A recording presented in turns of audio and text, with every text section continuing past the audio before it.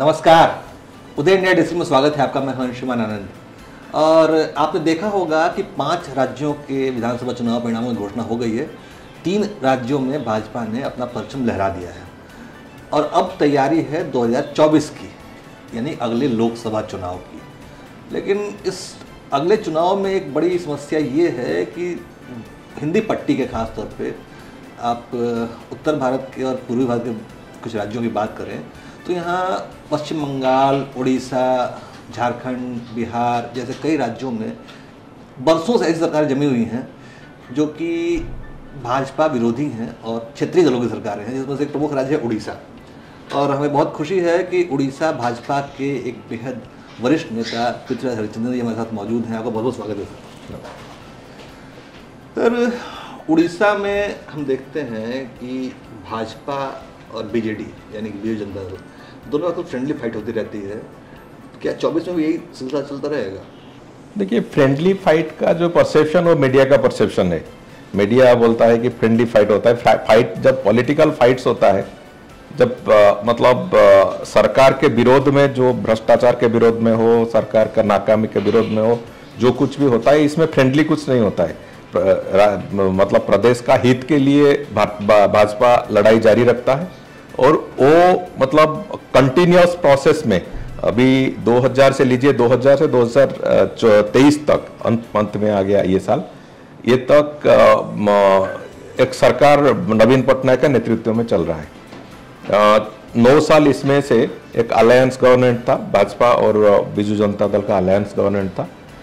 2009 के बाद जो सरकार है ये भ्रष्टाचार में इतना डूबे हुए हैं और उड़ीसा का जो विकास जिस ढंग से होना चाहिए, जो मतलब हम लोग भी जब पॉलिटिक्स में आए थे सोच रहे थे कि उड़ीसा में ये होगा, ऐसा होगा, वैसा होगा। उड़ीसा का सबसे बड़ा इंडस्ट्री हो गया है कि माइग्रेटिंग वर्कर्स जो अपने प्रदेश में काम ना पाके वो बाहर मतलब विदेश जाते हैं, अलग प्रदेश में जाके काम करते हैं, मजदूरी करते हैं दूसरे जगह और अत्याचार के नाते ये फिर वापस आते हैं उड़ीसा।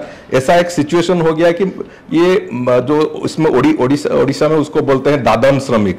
एक दादन श्रमिकों का एक भंडार बन गया है उड़ीसा। ऐसा है कि उड़ीसा में पॉलिटिकल विल पावर के ना होते ये मतलब जो विकास जिस ढंग से होना चाहिए, इंडस्ट्रियलाइजेशन जिस ढंग से होना चाहिए, उड़ीसा का इकोनॉमिक ग्रोथ जिस ढंग से होना चाहिए वो नहीं होता है। सिर्फ फ्रीबीज दे के गवर्नेंस नहीं चलता।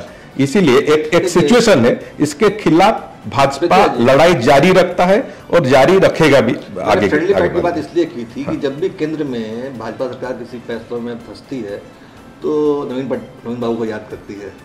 जब राज्य में कोई समस्या होती है तो भाजपा इनडायरेक्टली सपोर्ट करती है। तो फिर भी इन सिचुएशन में आप लोग कैसे मैं इसमें एक क्लैरिफिकेशन देता हूँ। उड़ीसा में जो सिचुएशंस होता है, उड़ीसा में मिस गवर्नेंस का हो, भ्रष्टाचार का हो, जो भी सिचुएशन होता है, यहाँ हमारे राष्ट्रीय अध्यक्ष से शुरू करके उड़ीसा प्रदेश का सबसे नीचे स्तर पे काम करने वाला कार्यकर्ता था, सब लोग इस खिलाफ इस अपनी मतलब वर्षन को पूरा स्ट्रेट फॉरवर्ड वर्षन अपने डालते हैं। लेकिन एक चीज है कि यहाँ जो सरकार की जब जरूरत पड़ता है, केंद्र सरकार की जब जरूरत पड़ता है, पार्लियामेंट में नंबर का बात आता है, तो इसमें जो बीजू जनता दल का जो सपोर्ट ये उनके मजबूरी है। ये जैसे आपको एक पुराना सिचुएशन में बताता हूँ। 2016-17 में जैसे जिस ढंग में एक चीट फंड्स काम एकदम अपने हाइट पे था और इसको सीबीआई का इन्वेस्टिगेशन चल रहा है, अभी भी इन्वेस्टिगेशन जारी है, ईडी का इन्वेस्टिगेशन चल रहा है, जिस हालत में है ये लोग शायद उससे बच जाएंगे। इसीलिए इन लोगों का एक मजबूरी है कि यहाँ केंद्र सरकार को समर्थन दे दे। लेकिन उड़ीसा में जो आज तक जो पॉलिटिकल लड़ाई होता है, इसमें मेन अपोजिशन पार्टी अगर कोई है तो वो भाजपा है और इसको अपना स्टैंड को आज तक भी भाजपा बचा के रखे हैं। तो आपके कहने का मतलब डायरेक्टली ये है कि भारतीय जनता पार्टी की जो सरकार है अभी केंद्र में, वो सीबीआई जांच को हथियार के इस्तेमाल कर रही है? नहीं, उड़ीसा में जो चिट फंड्स काम है इसमें लाखों लोगों का पैसा डूब गया, गरीब लोगों का पैसा डूब गया। राज्य में सरकार ने ये बोले कि लाइक जो छोटा इन्वेस्टर्स है उनको पैसा वापस करवाएंगे और इसके इसके तहत 350 करोड़ का एक कॉर्पस फंड भी राज्य सरकार डिक्लेयर किए थे 2014 का चुनाव से पहले, लेकिन आज तक एक पैसा भी किसी को नहीं दिए। लेकिन जो जिस कंपनी जिन कंपनी ये काम में शामिल थे, इन लोगों का पूरा प्रोत्साहन अगर कोई देता था तो नवीन पटनायक के सरकार के मंत्री विधायक ये लोग देते थे। इसीलिए काफी सारे लोग इस वक्त, मतलब जब इन्वेस्टिगेशन चल रहा था, पहले दफा इन्वेस्टिगेशन चल रहा था, काफी सारे लोग जेल में थे, काफी सारे लोग बेल में अभी आके बाहर मतलब घूम रहे हैं। ऐसे बहुत सारे सिचुएशन से तो सीबीआई को कोई दुरुपयोग नहीं हुआ।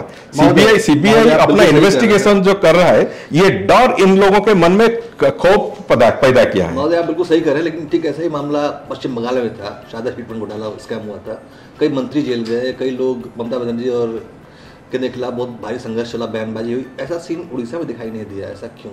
उड़ीसा में 2019 एंड तक काफी सारे लोगों को ऐसा मतलब अरेस्ट हो।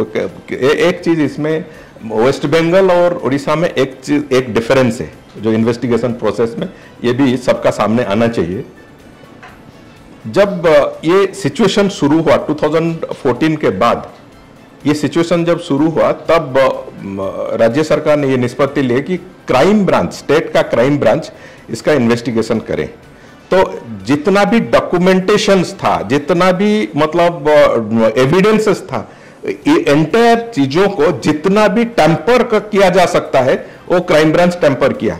तो जब सीबीआई के हाथ में आया इन्वेस्टिगेशन और टेम्पर्ड एविडेंस, मैंने भी कुछ सीबीआई के कुछ वरिष्ठ अधिकारी जो तब इन्वेस्टिगेशन कर रहे थे उन लोगों से भी मिले हैं, तो हम उनसे जो उनका जो था कि लाइक बहुत सारे एविडेंस टेम्पर्ड है।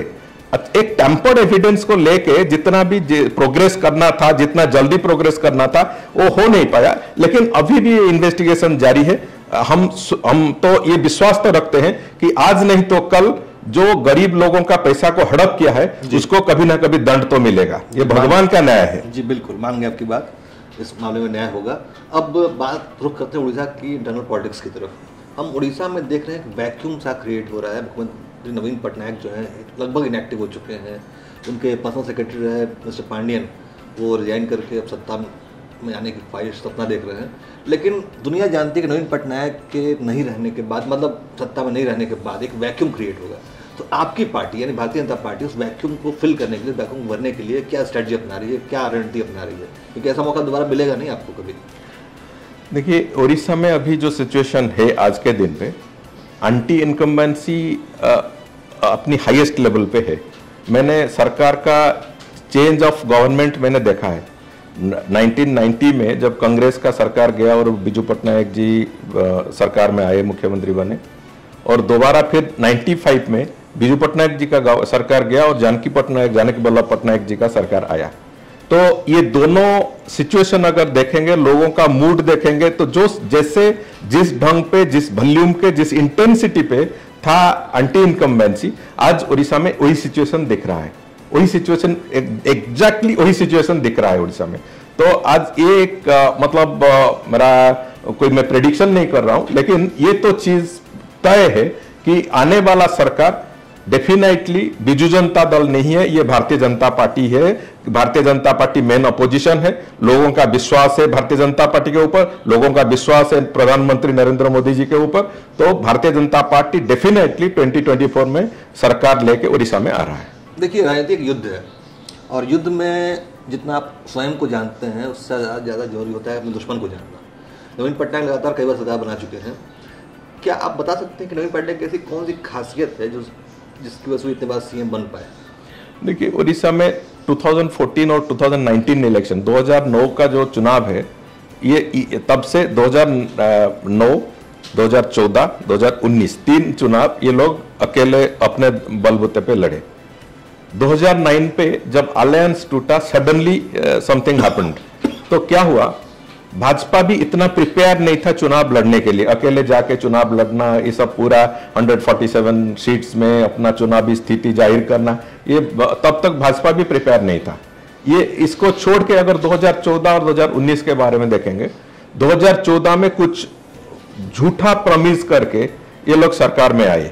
तब जैसे मतलब जो नेशनल फूड सिक्योरिटी एक्ट में जो चावल मिलता था उसको 1 रुपया वाला चावल नवीन पटनायक दे रहे हैं, ये बोल के 2014 और 2014 में दूसरा इशू था कि तब जब चिट फंड का जो छोटा इन्वेस्टर्स थे, जो गरीब लोग थे, 10,000 से कम जिसका इन्वेस्टमेंट था, जिसका पैसा डूब गया था, उनको हम कॉर्पस फंड से पैसा दे देंगे।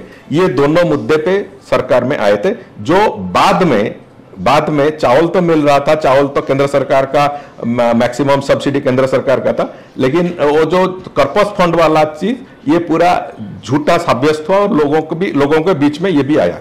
2019 में वही सिचुएशन हुआ। फिर एक कालिया योजना करके एक योजना चुनाव से पहले ये लोग किए, एक आमो विकास करके एक दूसरा योजना ये चुनाव से पहले किए, जो चुनाव के बाद ही बंद हो गया। ऐसे 2-3 योजना के तहत ये लोग अपने इलेक्शन जितना पूरा मतलब एंश्योर किए। तो ये 2 चीजें जो झूठे प्रमिजेस जो 2014 और 2019 में किए थे, अभी ये कोई भी प्रोग्राम, कोई भी स्कीम आज के दिन एग्जिस्ट नहीं करता है। तो लोगों में ये भी है, और ये 10 जो लास्ट 15 इयर्स में जितना करप्शन का इशू उड़ीसा में आया है, और जितना मतलब जो सरकार का एक नाकामी इसमें जैसे जिस ढंग से रिफ्लेक्शन हो रहा है, तो लोगों में ये एटलीस्ट तय हो चुका है कि नवीन पटनायक और नहीं, अभी जो करना है तो नवीन पटनायक को चेंज करना है और बिजू जनता दल का सरकार को चेंज करना है। ये ऑलमोस्ट लोगों में एक इम्प्रेशन, एक क्या बोलते हैं इसको, जैसे एक इम्प्रेशन छोड़ चुका है लोगों के दिलो दिमाग पे कि लाइक ये सरकार और आगे नहीं चलेगा, इसको बदल डालना है। जी, तो यानी कि इस पर उड़ीसा में आप, जैसा कि आपका दावा है, उड़ीसा में भी लोग बदलाव के लिए वोट करेंगे। वैसे एक बात और है कि जो अच्छे संबंध नवीन बाबू में और प्रधानमंत्री में है, वो आप लोगों के जमीनी स्तर पर संघर्ष में आड़े तो नहीं आएगा आप लोगों के? देखिए, वर्किंग रिलेशनशिप और पॉलिटिकल रिलेशनशिप 2 अलग चीज होता है।